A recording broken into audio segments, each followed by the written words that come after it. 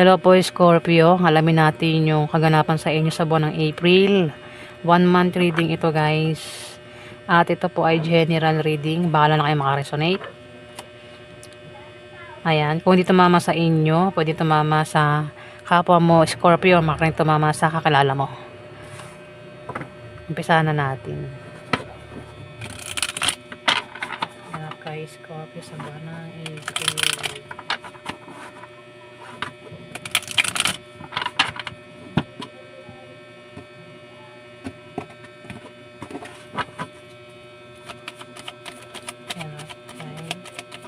Scorpio.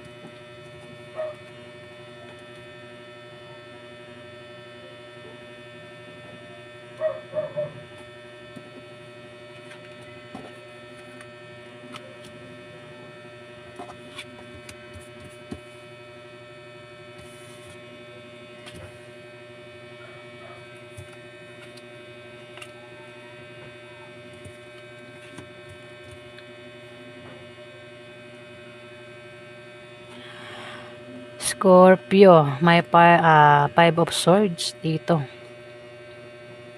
May tao dito ang manloloko.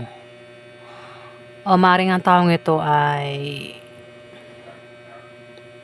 mahilig manirang puri. Mag-ingat ka sa taong ito, Scorpio. Isang taong manloloko, maring isang taong mahilig manirang puri, Scorpio. Pwedeng lokohin ka niya o siraan ka ng taong ito. Gawan ka ng fake news. Pwedeng i-chismis ka ng taong ito, Scorpio, sa buwan ng April. Pero nakahanda ka naman sa kung ano man itong gagawin niya sa'yo. Ingatan mo ang kinikilos mo at sinasabi mo kasi may taong ganyan sa paligid mo, Scorpio.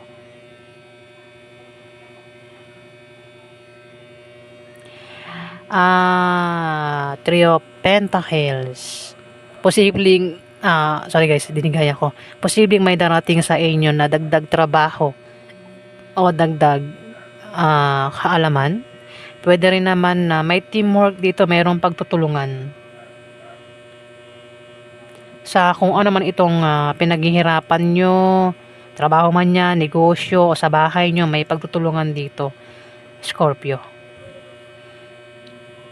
Pwede rin naman na baka ikaw ay dancer, may grupo ka, baka kayo ay magpe-perform, baka mag-practice kayo ng sayaw dito, Scorpio. Baka isa kang cheerleader, ayan, Scorpio. May pagtutulungan, pwedeng patungkol sa pera, o kung saan man yan na may pagtutulungan dito. Seven of Swords. Mag-ingat ka sa ibang tao, Scorpio. Kasi,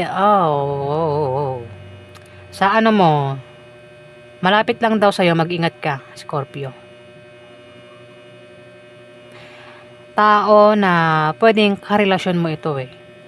Pwedeng ex mo. Pwedeng magkaroon ng reunion sa inyo sa buwan ng April, pagkikita. Pero pwedeng, hindi ko alam kung hahabulin ka ba nito. Baka may ginawa ka diyang hindi maganda. Pwedeng, pwedeng traidorin ka niya, traidorin mo siya, Scorpio. Hinahabol ka niya o hinahabol mo siya. Kaya parang may reunion sa inyo, parang mag-ingat ka sa kanya kasi parang ayan, may reunion eh, may pagkikita sa taong napalayo sa'yo o sa taong hindi ko alam kung ex mo yan o pero ingat ka kasi ayan o, may traitor eh, may May traitor, pwede kang saksakin yan sa likod eh. Hindi yan literal na sasaksakin ka. Ibig sabihin, pwedeng traidorin ka ng taong ito, Scorpio. Pwedeng gawan ka niya ng hindi maganda. Pwedeng gantihan ka niya, Scorpio. Ayun, hinahabol ka niya, oh. Ikaw naman tumatakbo. Iniiwasan mo ba siya? Pwede rin naman na kung may taong magta-traitor sa'yo dito o gagawa ng masama sa'yo, pwedeng bahala kang saktan ng taong ito na makaka-reunion mo, parang ganun eh. Parang magkakaroon ng pagkikita pero parang balak saktan. Saktan uli. Parang ex mo ata yan. Ingat ka sa taong ito. Mukhang, ayun oh, mukhang sasaktan eh. Ayun, at mukhang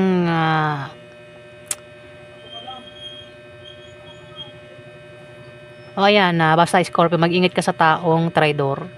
Ingatan mo yung sikreto mo, plano mo. Maging mapagmasid ka.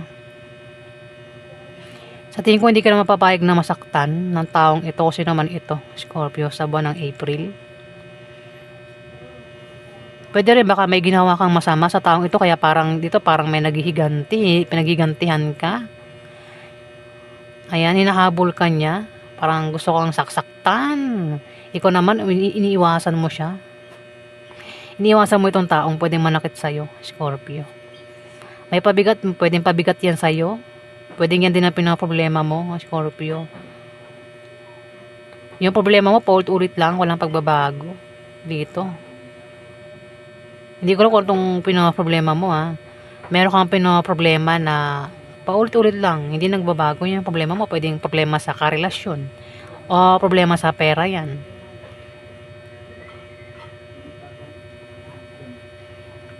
Pwede rin na may pabigat sa'yo. Dito, nabibigatan ka na sa kanya o ikaw yung pabigat dyan, di ba?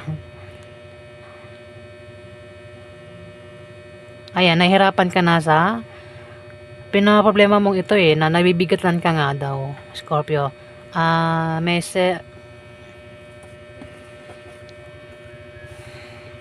Four of Cups dito. Maaaring may darating na mga offer dito, Scorpio. Pero pag-isipan mo bago mo tanggapin yung offer. May mga offer na darating. Pwedeng may mag-offer sa'yo ng pag-ibig, ng trabaho, ng negosyo. Di ko lang kung anong i-offer sa'yo dito na kailangan mo pag-isipan at dapat mo pag-isipan bago mo tanggapin. Pwede rin na ikaw ay makaramdam ng pagod na, napapagod ka na. Pwedeng napapagod ka na kasi parang pinaproblema mo yun eh. Pwedeng napapagod ka na sa karelasyon mo dito, Scorpio. Napapagod ka na sa isang tao o sa kung ano naman itong pinaproblema mo, napapagod ka na eh. Pwedeng sa trabaho mo yan, sa negosyo mo, sa bahay nyo o sa tao nga yan na napapagod ka na dito, Scorpio. Pwedeng balak mo muna magpahinga kasi napapagod ka na eh. Ayan, Scorpio.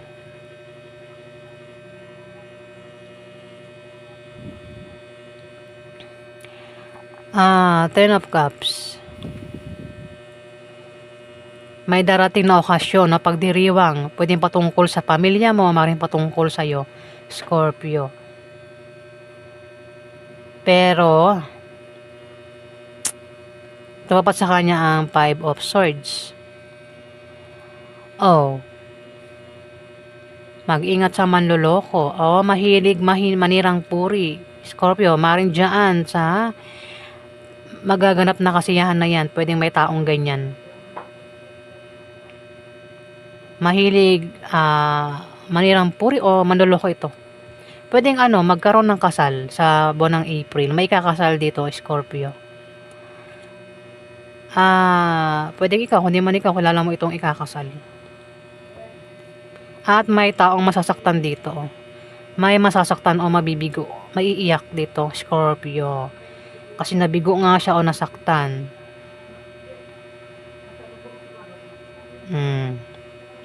Pwedeng baka iniwan, niloko.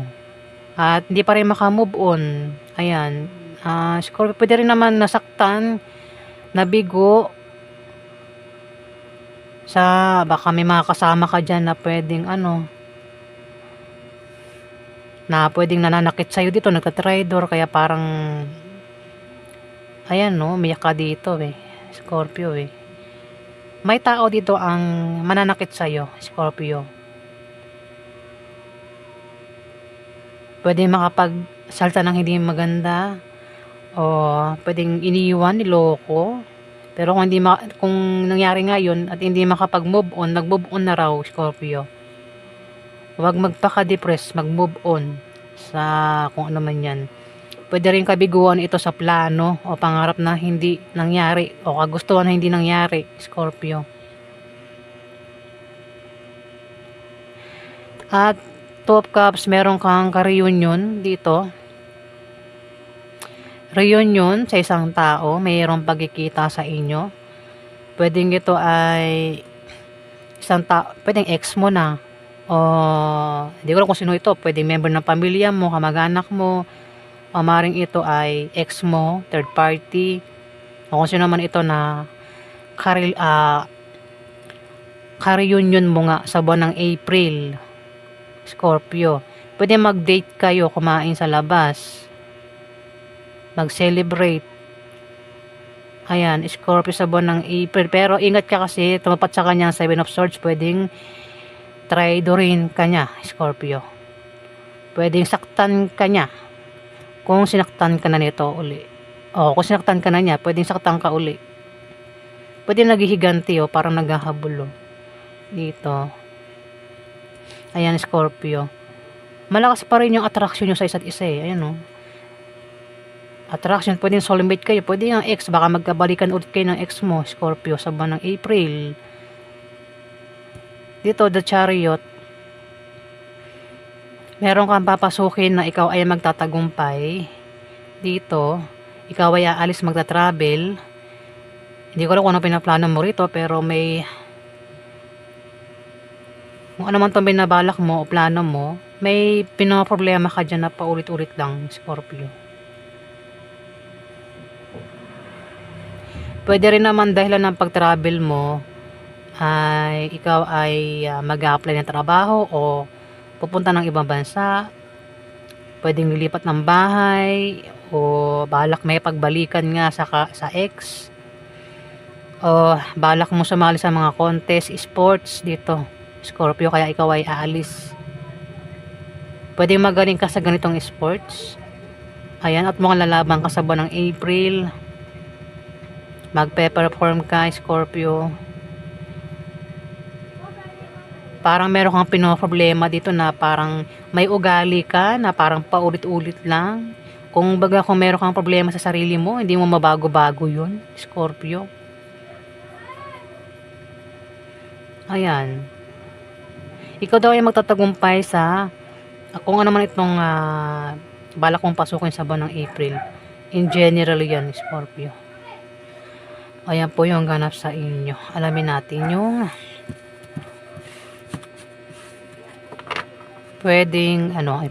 Alamin natin yung mensahe o gustong sabihin ng mga taong mahal mo sa buhay o mga taong naging bahagi ng buhay mo, Scorpio. Yung mga gusto nilang sabihin sa'yo, di ba? Ano ang gusto sabihin ng mga loved ones ni Scorpio sa buhay April?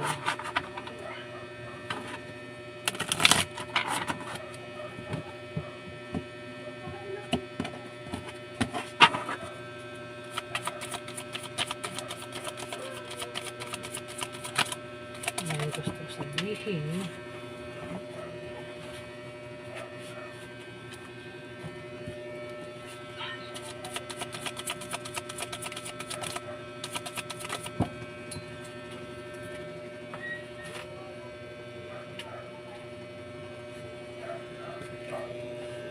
Hindi ang 4. Gawin natin 5.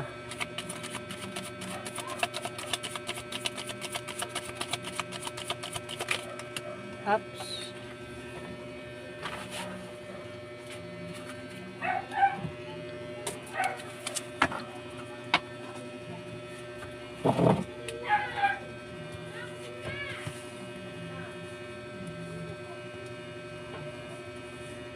naparami na pala ano. Ito lang anuhin ko.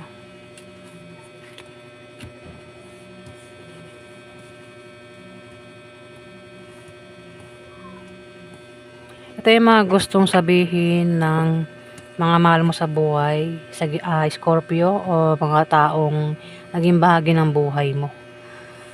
Ayan, sabi niya, I remember every detail of that day, Scorpio. English, babasahin ko na lang, ano.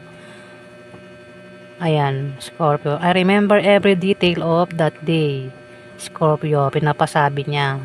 Hindi ko alam kung sino yan sa buhay mo. Sabi pa rito, I lost myself for a little while, Scorpio. Sabi pa rito, I wish I had treated you better, Scorpio. I wish I had treated you better, Scorpio. Sabi pa rito, I feel you leaving me behind, Scorpio. O, ayan yung message sa inyo ng mga taong mahal mo sa buhay o mga taong naging bahagi ng buhay mo.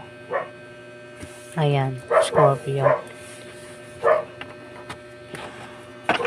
Alamin naman natin yung advice sa inyo ng mga anghel mo, Scorpio, sa buwan ng April. Advice kay Scorpio sa buwan ng April. Advice kay Scorpio sa buwan ng April.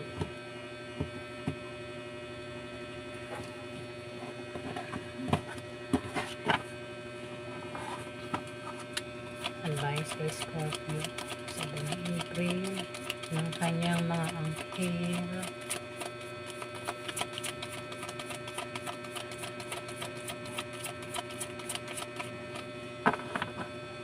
Advice kay Scorpio ng kanyang mga anghel sa buwan ng April. Oops.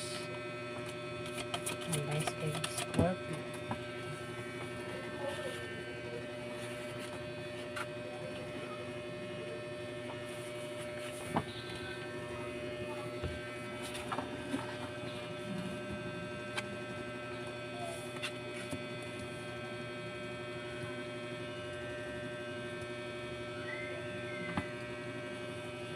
Scorpio, advice ni Archangel Jophiel ay advice niya sa iyo, Scorpio, sa buwan ng April.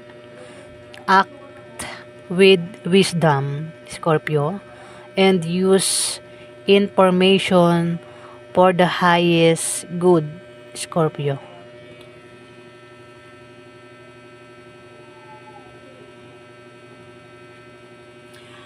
Advice naman sa inyo ni Archangel Raquel, Scorpio. Advice niya, be fair in all. Ano ito? Wait lang, hindi ko mabasa. Malit kasi yung sulat, guys. Ayun. Be fair for all. Wait lang. Be fair in all situations. And, teka. Resolve your conflict. Ayan, Scorpio, malinaw, di ba? Be fair in all situation and resolve your conflict, Scorpio, sa buwan ng April.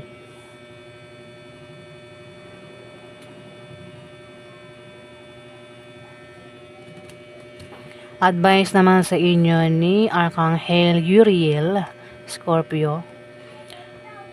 Come into harmony and balance, Scorpio, and use your power for peace, Scorpio. Malit kasi ang sulat, guys, kaya hindi ko mabasa kapag maliit ang sulat. Blurred yung paningin ko, guys. Sobrang labo na ng paningin ko. Ayan, basahin mo na lang, Scorpio. Ayan po yung advice sa inyo sa buwan ng April ng inyong mga anghel, Scorpio. Maraming salamat po guys sa nag-like at nag-subscribe. Kung hindi pa kayo nakapag-subscribe guys, ayan, paki-subscribe na lang po ang aking channel guys para updated po kayo sa mga ipo-post ko guys. Ayan, maraming salamat po.